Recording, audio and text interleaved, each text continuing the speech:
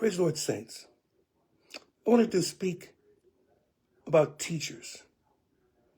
And of course you can say, if you wish, you're a Sunday school teacher, but I'm going to really concentrate this time on the secular ones of all faiths and whatever who have made differences in my life. But these teachers can also make differences in your lives as well. Some of them have.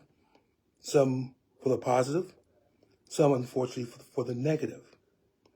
But if you're a teacher right now, you want to know that no matter what you may think, you do have a responsibility to shape the minds of the people that the state has entrusted, or the school itself has entrusted you to, whether you're in private school, public school, whatever. But those that are memorable, the ones that stick in the minds of students, are those who will go over and above constantly to make sure that their students are well prepared for the next step ahead. I like to bring a few of them, as I tend to sometimes think, and bring them to acknowledgement.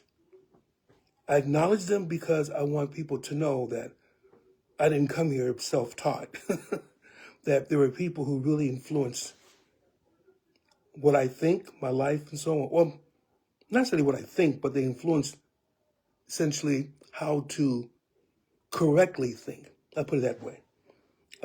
They didn't make me Republican or Democrat or whatever, but they shaped how I would weigh things, to use a little bit of logic, and to watch people, to understand that the words are not the only thing you judge a person on. You also judge them on what they do. And again, if this is what embodies your Sunday school teacher, then that's wonderful. That means that you have a very special Sunday school teacher.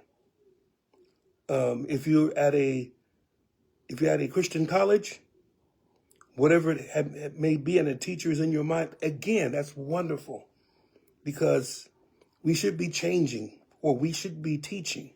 If you are teaching for clarity among saints of God, you're teaching in order to make disciples. That's essentially what Jesus did. He told us, or what he told us to do. He told us to teach all men, to preach to all men, to make disciples of all men. So if by your teaching someone else becomes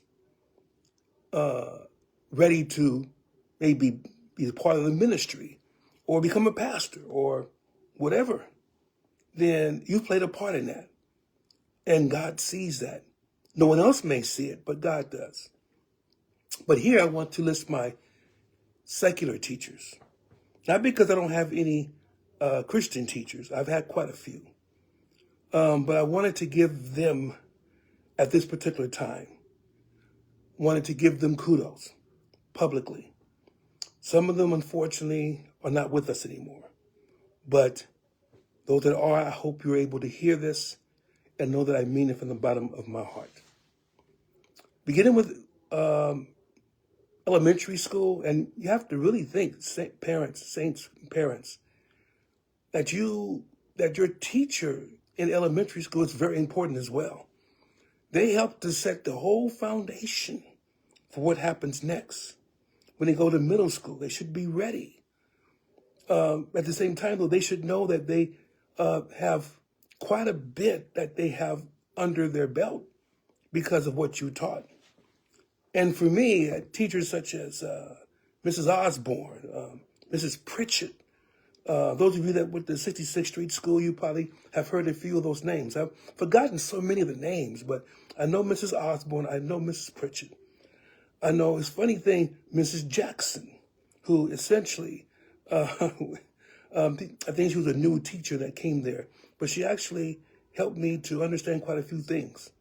And I thank God for all of these teachers that I've had.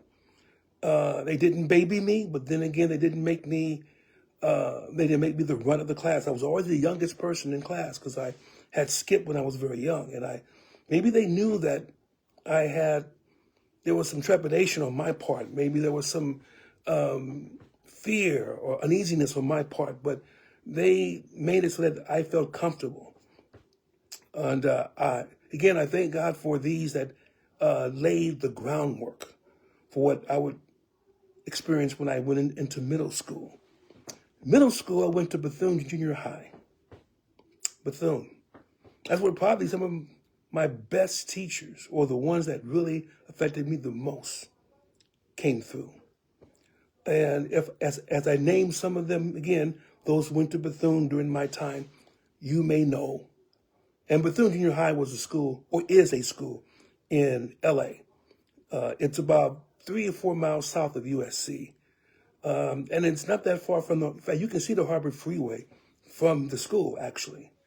Although it's about a block and a half away from it. But again, I may not have had the best of memories socially, because I was pretty much, to me, I thought I was a misfit. But these were teachers that helped me to at least survive and to eventually set the foundation for me thriving. I'm not going to name them in order of importance. I'm just going to name them. Remember Mr. Siebers.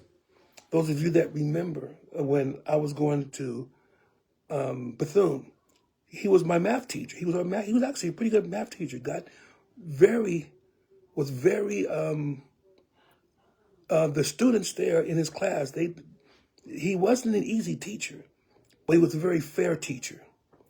And the only problem is, I'm not sure what happened with the relationship he happened to be in, but he was killed. He was killed, I believe, by his girlfriend or whoever she was. And that was a sad day when we heard about it. Because again, he was a good teacher. And those that are in your mind, even whether their lives are short or long, those are the ones that you know were special and had an impact with you. For science, and I don't know his first name, but last name Yamamoto.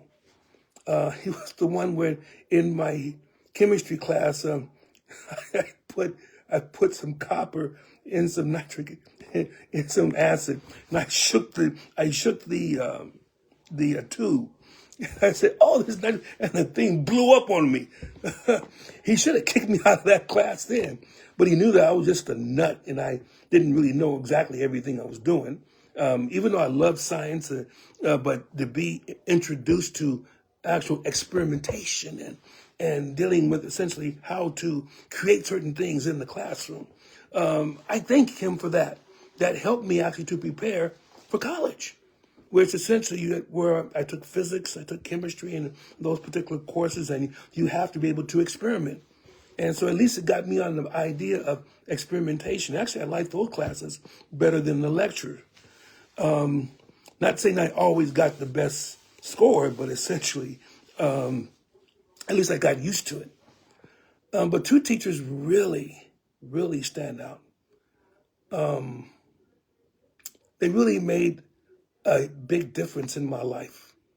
And without these two, I definitely wouldn't be where I am right now. Without this one particular woman, she, and I hated English. Understand, I hated English. It wasn't logical to me. And I was a logical person at that age. I was logical. That's why I loved math. Math is logical. 1 + 1 is 2, 2 + 2 is 4, and so on and so on and so on. That's not English. You have, there are rules there, but it's almost as if they're nebulous, and you have to kind of pick them out of the air or whatever. But it's interesting that this one teacher who saw me, who's a very shy student, didn't really want to talk because I was afraid of stuttering. And whenever I stuttered, people laughed and they made fun of me. So I kept my mouth shut. And so she began to encourage me in not public speaking, but encourage me to write. And I would write little things, and before you know it, I was writing poems and so on. And that stuck with me as I began to write and be able to find, I like to write. This is like freestyle, and I like freestyle. It's okay. I can actually be creative. That's why it's called creative writing. So I began to create things in my mind to be able to write. And eventually, the skills I learned from that, I applied to 3 books that are still being sold over on Amazon and on what's that publishing? I'll get it. But anyway, definitely Amazon. Oh, Author House. That's right, Author House Publishing.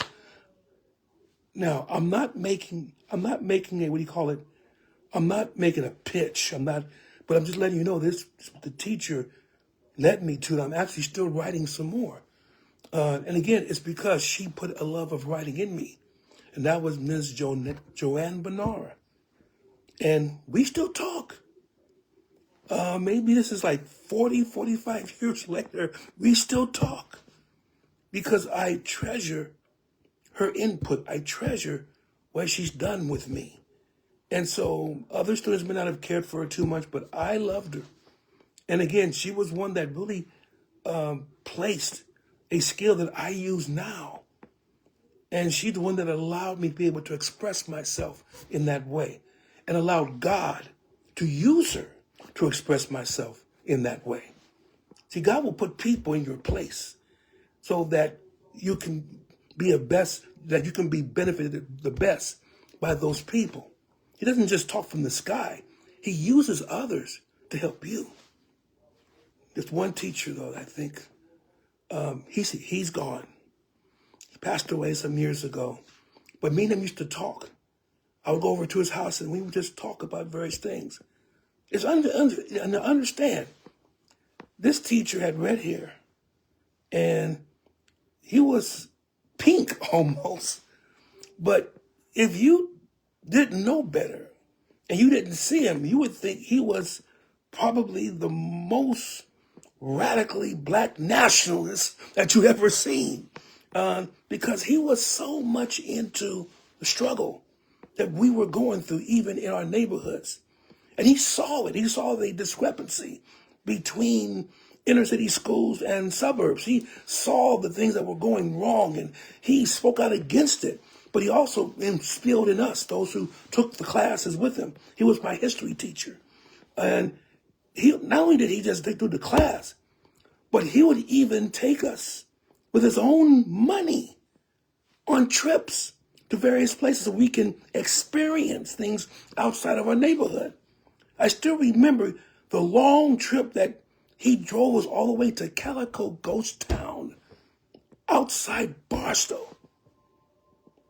That's almost like 100 and something, definitely more than 100 miles round trip, maybe 150. But he was one that he cared, genuinely cared for his students. Who was that person? Man, I miss him. Mr. Keith Funk. And we made fun of his name, but we loved him because he cared about us. He cared about us succeeding. He cared about me even after I finished college. And I told him, I'm going to grad school. He said, wonderful, great. Keep pushing it, keep reviewing it. So when he passed away, I wasn't really surprised. I saw so many young people, so many people that had taken his classes, who he had been a counselor over or he had been a teacher with, that they saw him off at his memorial. It was a beautiful one too. I think it was either Redondo Beach or Manhattan Beach, next to the pier, probably Manhattan Beach. But you see all those people there. It just felt good to know that he had such respect. And I would be remiss if I didn't say anything about this woman. When I got to college, I had just won the Jackie Robinson Scholarship, and she was the coordinator of that scholarship. One person per year would win that scholarship at UCLA. And I didn't realize there was also others around the country that received this scholarship. And that there's this whole system that feeds into the Jackie Robinson Foundation, which helps people to be able to realize their goals out of neighborhoods and out of essentially places where they may not normally have been exposed to the types of help that they would normally need. But they persevered regardless. Just like Jackie Robinson. And that's why essentially I thought it was very instrumental in helping me through UCLA. And this woman, she wasn't a teacher, but she was a coordinator. And she loved her students, the ones who were, year after year, they were chosen. I remember I had this big old blowout and combed in. You could see pictures even in the Sentinel. I said, man, I got a picture in the Sentinel. Wow. You know, Jackie Robinson scholarship winner. But there were some tough times I went through. But she was always there, always encouraging. And it got so that I began to refer to her, she referred to herself also as my other mom. Know that I have a mom, and my mom will always have number one respect in terms of essentially, I mean, there's no mom that's going to replace her. Never. But this particular woman was my other mom.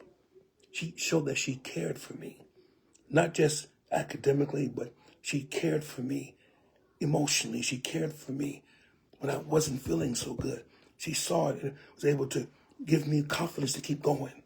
And I thank the Lord for her. And that person's name is Dorothy Thomas. Dorothy Thomas, if you're listening, hi, Mom. I'm not sure if you envisioned me over in this particular position, but whatever you did helped me to get here. And again, I thank God for all of those that I've named, all the teachers. And even those that I haven't named,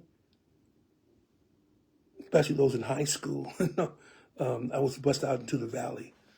And it was tough, but I made it over there too. But again, help from God and help from teachers that were there as well. Oh, I remember a Spanish teacher that was there. She helped me quite a bit to go through. I said, Spanish, I can't take Spanish. I can't remember her name right now, but she really helped me to be able to take that class, and not only to take it, but to actually succeed in it. I wish I had kept some of what she had taught us before, but don't feel uncomfortable in areas where there are heavy Latino populations, because essentially I can always catch a little bit based upon what she taught me. And again, all these people stay with you. You don't know how long they do, but they stay with you. Thank God for them and for what they do in your life. May God bless you. May He keep you. And remember, always thank the ones who have helped you to go on, whether it's your mother, whether it's your pastor. And I'm talking about pastors in another one. So those that helped me, who were pastors. And so if you, whoever helps you, give them their flowers now so they know that at least they helped somebody. May God bless you. May He keep you. I got to go back and see how my wife is doing. I was feeding her. I left her to her own things. So we'll see what she do. She may be falling asleep, right? Because I woke her up so she could eat. And she sometimes will be right here like, because she's falling asleep right when she's eating. So I got to check on her and see what that. But love you much. God bless you. Take care, everyone. And have a wonderful and blessed night.